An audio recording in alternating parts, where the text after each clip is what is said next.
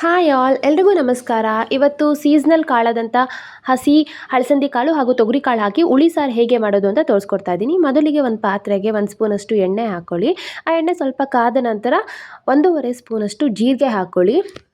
ಆ ಜೀರಿಗೆ ಒಂಚೂರು ಒಂದು ಹಾಫ್ ಬೆಂದಾದಮೇಲೆ ಅರ್ಧ ಮೀಡಿಯಮ್ ಸೈಜ್ದು ಅರ್ಧ ಆನಿಯನ್ನ ಹಾಕ್ಕೊತಾ ಇದ್ದೀನಿ. ಇದಕ್ಕೆ ಸಣ್ಣ ಈರುಳ್ಳಿ ಇದ್ದರೆ ಇನ್ನೂ ಚೆನ್ನಾಗಿರುತ್ತೆ. ಇದಾದಮೇಲೆ ಒಂದು ಫುಲ್ ಬೆಳ್ಳುಳ್ಳಿನ ಹಾಕ್ಕೊತಾ ಇದ್ದೀನಿ, ನಾಟಿ ಬೆಳ್ಳುಳ್ಳಿ ಇದು ಚಿಕ್ಕದ್ದು. ಇದೆಲ್ಲ ಹಾಕ್ಕೊಂಡು ಚೆನ್ನಾಗಿ ಹುರ್ಕೊಂಡು ಇದು ಆರಕ್ಕೆ ಸೈಡಿಗೆ ಬಿಡಿ. ನೆಕ್ಸ್ಟ್ ಒಂದು ಪಾತ್ರೆಗೆ ಹಸಿ ಅಲಸಂದಿ ಕಾಳು ಹಾಗೂ ತೊಗರಿ ಕಾಳನ್ನು ಹಾಕಿ ನೀರು ಹಾಕಿ ಕುದಿಯೋಕ್ಕೆ ಬಿಡಿ. ಅದು ಸ್ವಲ್ಪ ಕುದಿಬೇಕು.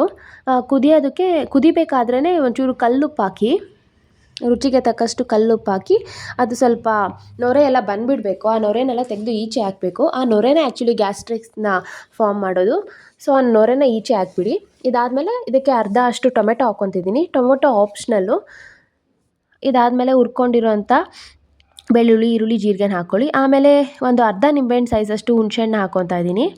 ಆಮೇಲೆ ಒಂದು ಅರ್ಧ ಕೊಬ್ಬರಿ, ಚಿಕ್ಕ ಕೊಬ್ಬರಿಯಲ್ಲಿ ಅರ್ಧ ಕೊಬ್ಬರಿನ ಹಾಕ್ಕೊತಾ ಇದ್ದೀನಿ, ಹಸಿ ಕೊಬ್ಬರಿನ.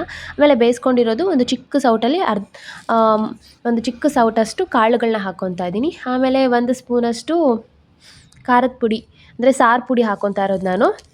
ಸಾರು ಪುಡಿ ಹಾಕಾದ್ಮೇಲೆ ನಿಮಗೆ ಎಷ್ಟು ಬೇಕೋ ಅಷ್ಟು ಕೊತ್ತಂಬರಿ ಸೊಪ್ಪು ಸ್ವಲ್ಪ ಟೇಸ್ಟಿಗೆ ಹಾಕಿ ಫೈನ್ ಪೇಸ್ಟ್ ಮಾಡ್ಕೊಳ್ಳಿ.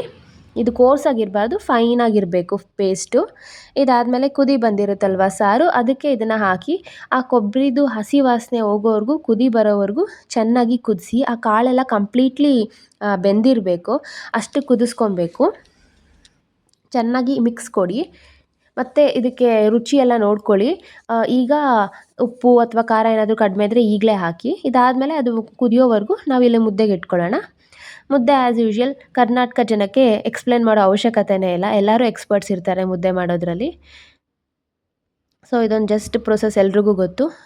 ಫಸ್ಟು ನೀರು ಕಾಯೋಕ್ಕಿಂತ ಮುಂಚೆನೇ ನಾವು 1 ಸ್ಪೂನಷ್ಟು ರಾಗಿ ಹಿಟ್ಟನ್ನ ಹಾಕ್ಕೊಂಡು ಅದನ್ನು ಮಿಕ್ಸ್ ಮಾಡಿ, ಆಮೇಲೆ ಆ ನೀರು ಕುದಿ ಬಂದಮೇಲೆ ನಮಗೆ ಎಷ್ಟು ಬೇಕೋ ಅಷ್ಟು ರಾಗಿ ಹಿಟ್ಟನ್ನ ಹಾಕ್ಕೊಳ್ಳಿ. ಯೂಶ್ವಲಿ ಯಾರೂ ಮೆಷರೇ ಮಾಡಲ್ಲ, ಹಾಗೆ ಹಾಕ್ತೀವಿ ನಾವು. ಆಮೇಲೆ ಇದು ಒಬ್ಬರಿಗಾಗೋಷ್ಟು ಅಷ್ಟೇ ನಾನು ಮಾಡ್ಕೊಂಡಿರೋದು ಮುದ್ದೆ. ಇವಾಗ ತಟ್ಟೆ ಮುಚ್ಚಿ ಬಿಟ್ಬಿಡಿ, ಒಂಚೂರು ಅಲ್ಲಾಡಿಸ್ಬಿಟ್ಟು ಅದನ್ನು. ಈಗ ಮತ್ತೆ ಕೋಲ್ ತಗೊಂಡು ಚೆನ್ನಾಗಿ ಬ್ರಿಸ್ಕ್ ಮೂಮೆಂಟ್ಸಲ್ಲಿ ತಿರುಗಿಸಿ. ಚೆನ್ನಾಗಿ ಅದು ಏನು ಲಂಪ್ಸ್ ಇರಬಾರ್ದು ರಾಗಿ ಹಿಟ್ಟದು ಮಧ್ಯದಲ್ಲಿ. ಚೆನ್ನಾಗಿ ತಿರುಗಿಸಿ ಒಂದು ಹದಕ್ಕೆ ಬರುತ್ತೆ ಮುದ್ದೆ ಆಲ್ಮೋಸ್ಟ್ ಆಗಿದೆ. ಅಂದರೂ ಈಗ ಇನ್ನೊಂದು ಸಲ ತಟ್ಟೆ ಮುಚ್ಚಿ ಒಂದು ಸ್ವಲ್ಪ ಬೇಯಕ್ಕೆ ಬಿಡಿ, ಇನ್ನು ಸ್ವಲ್ಪ ಸಾಫ್ಟ್ ಆಗುತ್ತಾಗ. ಇದಾದಮೇಲೆ ಒಂದು ಹೆಂಚಿನ ಮೇಲೆ ಇದನ್ನು ಹಾಕ್ಕೊಂಡು ನಮ್ಮ ಮುದ್ದೆ ಥರ ಮಾಡ್ಕೊಳ್ಳಿ. ರೌಂಡ್ ಶೇಪ್ಗೆ ತೊಳಸ್ಕೊಳ್ಳಿ ಮುದ್ದೆ ರೆಡಿ ಇದೆ. ಅದು 1.5 ಮುದ್ದೆ ಆಯಿತು. ಆಮೇಲೆ ಈಗ ಕುದೀತಾ ಇರೋ ಸಾರಿಗೆ ಒಂದು ಸಿಂಪಲ್ ಒಗ್ಗರಣೆ ಕೊಡೋಣ. ಮೊದಲಿಗೆ 2 ಸ್ಪೂನಷ್ಟು ಎಣ್ಣೆ ಹಾಕಿ, ಆಮೇಲೆ ಹಾಫ್ ಸ್ಪೂನಷ್ಟು ಸಾಸಿವೆ ಹಾಕಿ, ಆ ಸಾಸಿವೆ ಚಿಟಪಟ ಅಂತೆಲ್ಲ ಈ ಥರ ಸ್ಪ್ಲೆಟರ್ ಆಗಬೇಕು.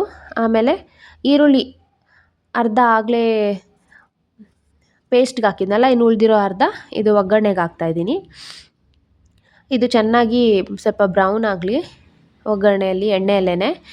ಆ್ಯಕ್ಚುಲಿ ಇದಕ್ಕೆ ಇನ್ನು ಬದನೆಕಾಯಿ, ಆಲೂಗಡ್ಡೆ ಎಲ್ಲ ಹಾಕ್ಬೋದು. ಬಟ್ ನಮ್ಮ ಮನೇಲಿ ಬದನೆಕಾಯಿ, ಆಲೂಗಡ್ಡೆ ತಿನ್ನಲ್ಲ, ಅದಕ್ಕೋಸ್ಕರ ನಾನು ಹಾಕಲ್ಲ. ಬಟ್ ಅದು ಹಾಕಿದ್ರೆ ಇನ್ನೂ ಚೆನ್ನಾಗಿರುತ್ತೆ. ಇದಾದಮೇಲೆ ಕರ್ಬೇವಿನ ಸೊಪ್ಪು ಹಾಕಿ ಕುದೀತಾ ಇರೋವಂಥ ಸಾರಿಗೆ ಇದನ್ನು ಹಾಕಿ ಆಫ್ ಮಾಡಿಬಿಡಿ. ಆಮೇಲೆ ಒಗ್ಗರಣೆ ಹಾಕಿ ಒಂದು 10 ಸೆಕೆಂಡ್ಸ್ ಏನು ಮಿಕ್ಸ್ ಮಾಡೋಕ್ಕೆ ಹೋಗ್ಬಿಡಿ, ಅದ್ರ ಪಾಡಿಗೆ ಅದನ್ನು ಬಿಟ್ಬಿಡಿ.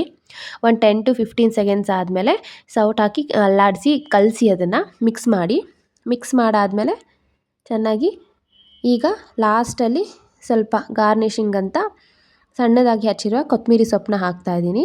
ಮಿಕ್ಸ್ ಮಾಡಿ ಆಮೇಲೆ ಮುದ್ದೆ ಜೊತೆ ಇದನ್ನು ತಿನ್ನಿ. Thank you all.